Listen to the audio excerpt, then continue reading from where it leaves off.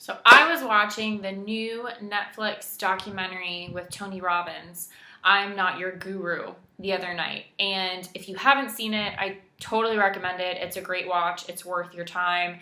Uh, Tony Robbins is a beast. There's no other way of putting it. And the transformation that occurs and what he's about and his mission is super inspiring. And it's really, really a cool thing to watch. So I definitely recommend it.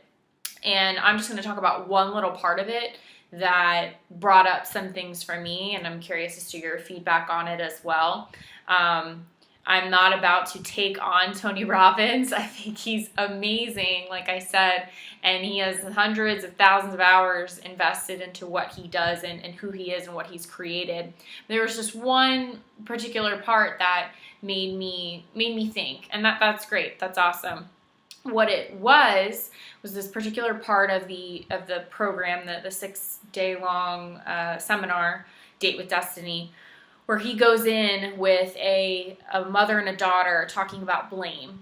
And essentially, I'm paraphrasing, but what Tony is talking about is when you blame effectively, blame eloquently.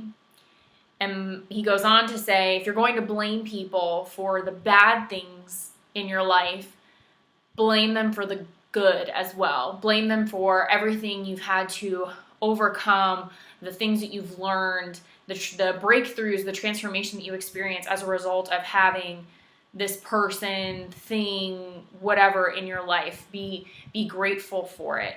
And I'm in total alignment with that. I think that's awesome. And then I think there's just a little bit more that can be done there to make it more of a healing process and moving beyond this space, this role of being a victim, of being someone who even has a space to continue to hold blame for someone else.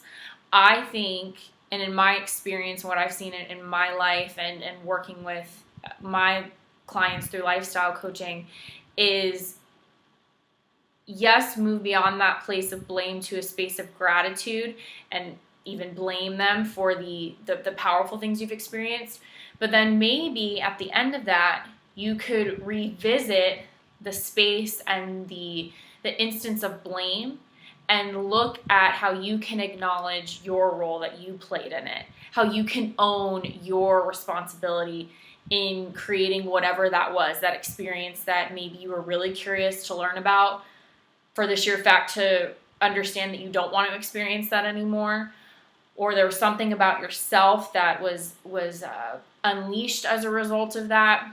Whatever the case is, I just thought that would be the most powerful next step and evolution to what Tony was suggesting, to not just blame for the empowering and the disempowering, but then also to look at the role you played in it as well. Because I think if you just stop at thanking them for what it is, it still puts the power in their hands. It still makes you this person that things or people happen to.